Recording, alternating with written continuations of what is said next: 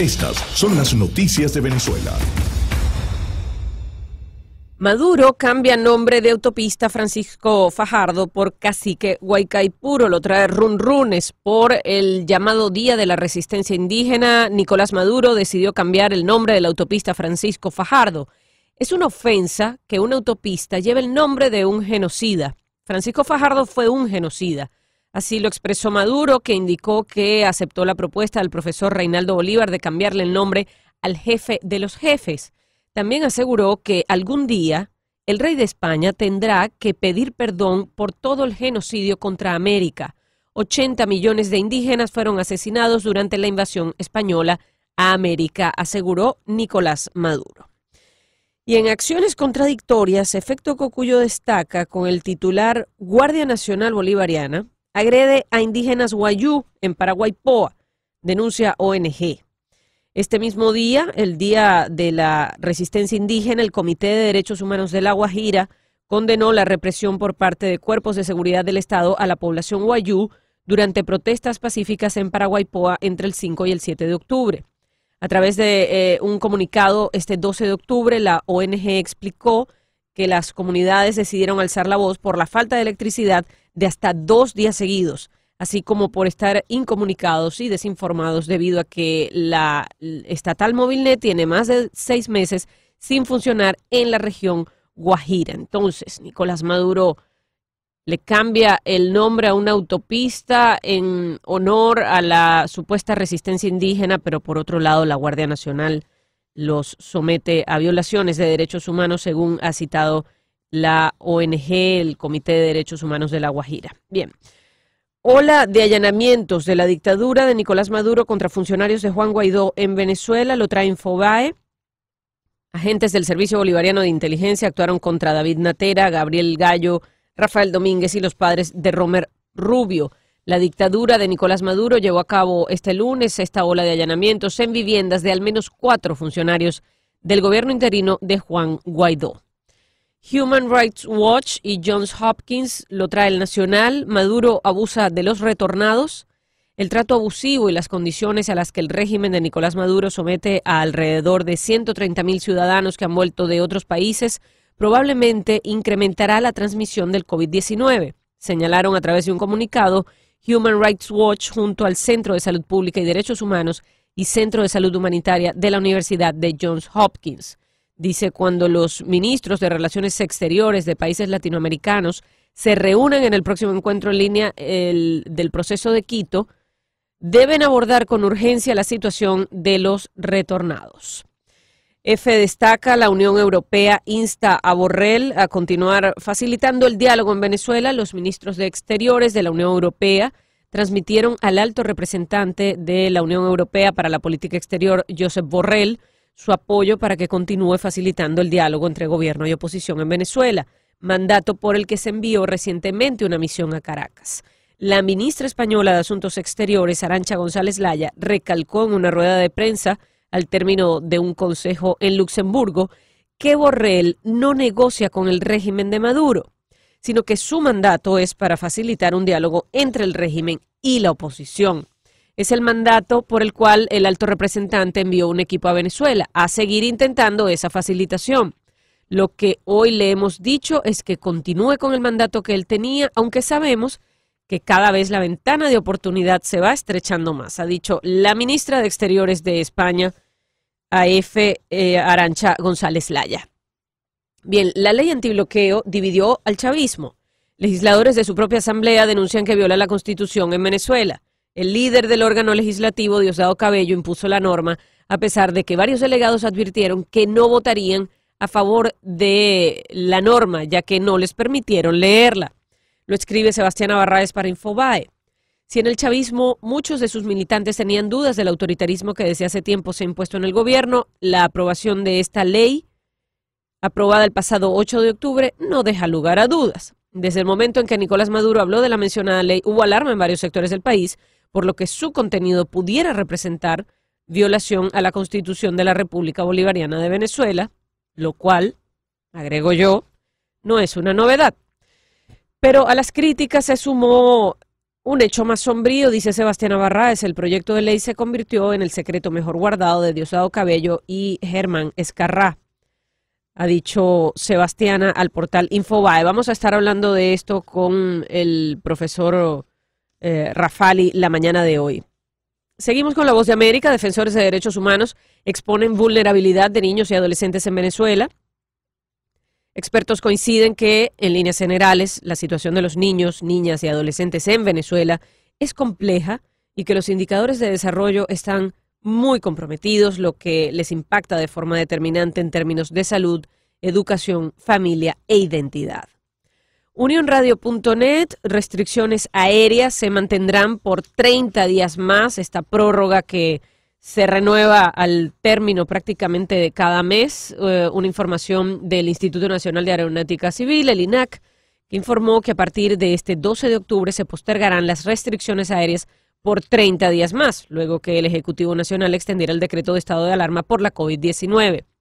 Así ha sido desde que comenzó esta emergencia por el coronavirus, y lo cierto es que siguen estando miles de venezolanos varados en distintos puntos, incluido acá en Estados Unidos, donde cerca de 1,000 ciudadanos venezolanos han estado reclamando la imposibilidad de poder regresar al territorio nacional por esta restricción que ha renovado el INAC por 30 días más, a partir del 12 de octubre y que fue efectiva desde ayer.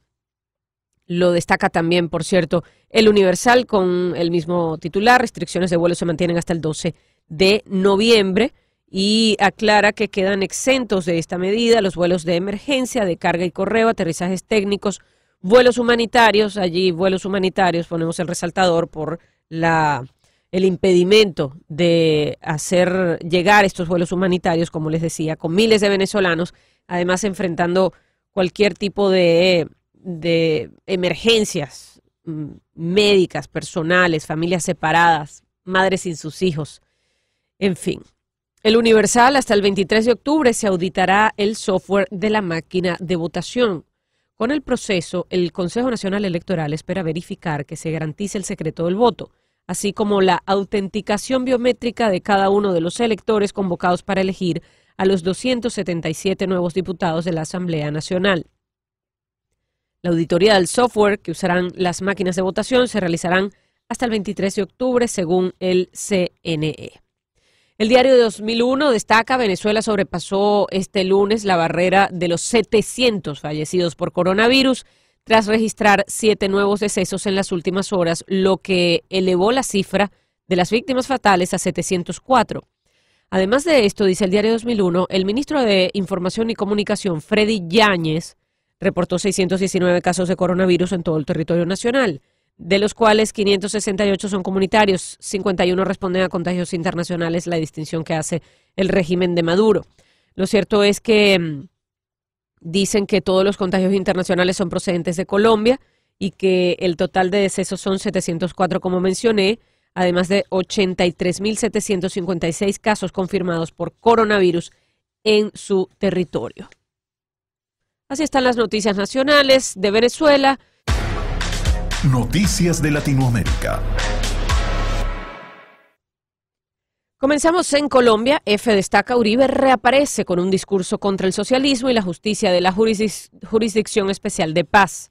El expresidente colombiano Uribe reapareció este lunes tras casi 70 días en detención domiciliaria, con una declaración en la que, a pesar de haber renunciado al Senado, mostró que está lejos de apartarse de la política y que seguirá oponiéndose al socialismo latinoamericano y a la justicia transicional. Esta es una cita textual de Uribe: mi vida pública ha generado mucha controversia, pero carezco de voluntad para dejar de pensar en Colombia. No puedo renunciar a advertir las amenazas que nos acechan, ha manifestado Uribe en la declaración leída en su hacienda El Ubérrimo, en el departamento caribeño de Córcova. Pasamos a la Argentina. Clarín de Buenos Aires: banderazo del 12 de octubre, cuarentena, economía y justicia, los reclamos en las masivas protestas contra el gobierno. Los manifestantes rechazaron la embestida kirchnerista contra la Corte Suprema, la reforma judicial y también el desplazamiento de jueces que investigan a Cristina Kirchner. Protestaron por el estado maltrecho de la economía, el cepo cambiario, la inflación e incluso por la política exterior. En pleno Obelisco levantaron una muñeca inflable que representaba a Cristina Kirchner, vestida de presidiaria. 2 globos de forma de Zeppelin llevaban la leyenda Corte Suprema, República o Feudo. Y otro de color negro decía dictadura nunca más, y llevaba colgadas las banderas de Argentina y, adivine usted, de Venezuela. En Costa Rica, lo destaca Europa Press, al menos 11 policías heridos y 28 detenidos en la última jornada de protestas en Costa Rica. Lo conversábamos en este espacio. Dice, la protesta en Costa Rica contra la negociación de un crédito con el Fondo Monetario Internacional han convocado enfrentamientos este lunes entre manifestantes y fuerzas de seguridad que han saldado con 11 policías heridos y 28 detenidos en una nueva jornada de movilización tras 13 días consecutivos. No sé si ayer el invitado que teníamos sobre este tema, que el costo, digamos, de estas protestas está llegando a interrumpir incluso el comercio hacia Centroamérica por los bloqueos de decenas de camiones y gandolas en las zonas fronterizas entre Costa Rica y Panamá. Bien, Chile, desde Infobae, alarma en Chile por la presencia de neonazis en las marchas contra la aprobación del plebiscito constitucional. Se trata de un fenómeno que no es nuevo, dice Infobae, y que frecuentemente se deja ver en el contexto de manifestaciones políticas. La última registrada se llevó a cabo el pasado sábado y fue convocada, además, como muestra de apoyo a Carabineros por los cuestionamientos recibidos por la institución en materia de derechos humanos. Periódicamente en Chile se conocen noticias relacionadas a ataques de denominados grupos neonazi que se adjudican ciertas responsabilidades, especialmente a través de redes sociales y sin un vocero o líder común que los represente. Sin embargo, son noticia y se jactan de su protagonismo, así lo destaca el portal Infobae a propósito de esta situación en Chile. Pasamos al Perú. Fiscal de la Nación pidió al Congreso audio que registra conversaciones entre Vizcarra, Roca y Morales. La fiscal de la Nación, Zoraida Ábalos, hizo este pedido tras determinar que existe mérito para iniciar una investigación preliminar al jefe de Estado, luego de que concluya su mandato a raíz de los contratos suscritos por Ricardo Cisneros, más conocido como Richard Swing, en el Ministerio de Cultura. La titular del Ministerio Público pidió además a la fiscal anticorrupción que le remita copias de las declaraciones de Richard Cisneros y de las exfuncionarias de Palacio de Gobierno Karen Roca y Miriam Morales sobre los hechos en materia de investigación. El Salvador, lo trae Associated Press. Fuerza Aérea Salvadoreña niega acceso a archivo en caso de derechos humanos. Militares salvadoreños impidieron el lunes que un juez revise los archivos de la Fuerza Aérea para buscar documentos relacionados con una matanza perpetrada en 1981 que dejó casi 1 millar de campesinos fallecidos, en su mayoría mujeres, ancianos y niños. Y el asunto es que los crímenes contra los derechos humanos no prescriben, y aunque este caso fue registrado en 1981, todavía es necesario y urgente que se haga justicia al respecto. Bien, el comercio de Quito, nos vamos a Ecuador. El Banco Central proyecta una recuperación económica de entre 1.5 y 2.2 del PIB en 2021. Y vaya, esta sí que es una buena noticia que contrasta con el comportamiento y el pronóstico de las economías del resto de la región. Es una información de Verónica Artola, que es gerente del Banco Central de Ecuador, que señaló en un foro realizado por la Comisión de Régimen Económico de la Asamblea que 2020 será el año con la caída más fuerte del PIB por la crisis económica acentuada de la pandemia, pero destaca ese crecimiento entre 1.5 y 2.2 para el próximo año. Panamá, Ciudad de Panamá, reactiva vuelos internacionales y actividades turísticas. El gobierno emitió un decreto en el que autoriza la operación de vuelos internacionales como parte del plan de reactivación económica. Además de las medidas de bioseguridad, todos los pasajeros que ingresen al país deberán presentar una prueba negativa de COVID-19.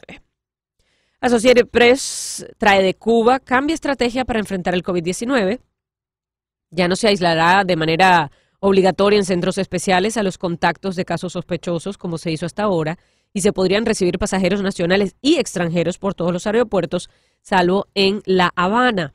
Las autoridades reconocieron la necesidad de poner en funcionamiento la economía, golpeada por 7 meses de cierres y restricciones por las sanciones estadounidenses que buscan asfixiar las finanzas de la isla para forzar un cambio de modelo político. Es la visión al respecto de Associated Press.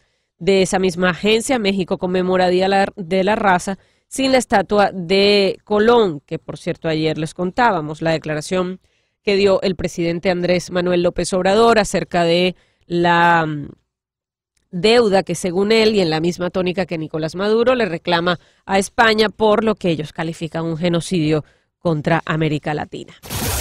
Escuchas Día a Día con César Miguel Rondón.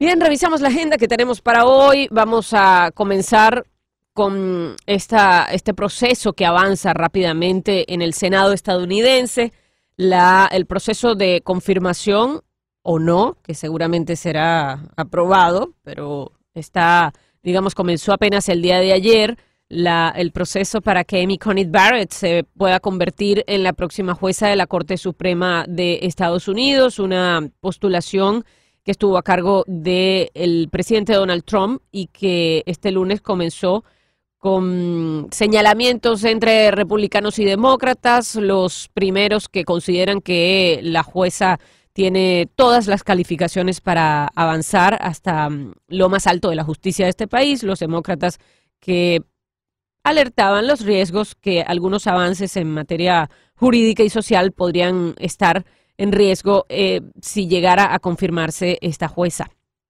como la novena de la Corte Suprema. Conversaremos con Juan Manuel Rafali, abogado especialista en Derecho Constitucional y Procesal de Venezuela, sobre la ley antibloqueo, la división que generó en el chavismo y las consecuencias que tendrá este nuevo instrumento legal en el proceso de desnacionalización de sectores vitales de la economía. También conversaremos con Andrés Mourenza, es periodista en Turquía, autor de La democracia es un tranvía, sobre el presidente turco Erdogan, y Sínora, un libro de crónicas sobre la frontera greco-turca. Ambos se pueden adquirir en ebook.